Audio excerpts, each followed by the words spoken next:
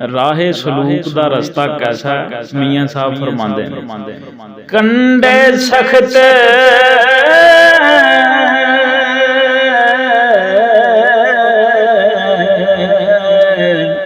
गुलाबां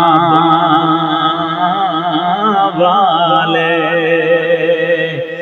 दूरों वेख न डरिए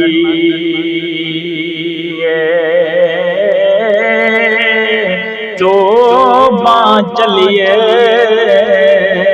रत चुआइए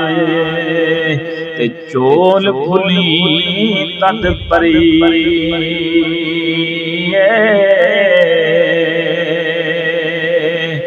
बाशिक नागा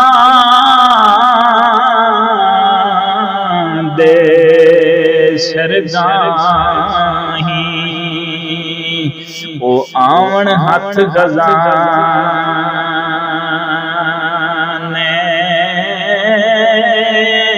लत डोली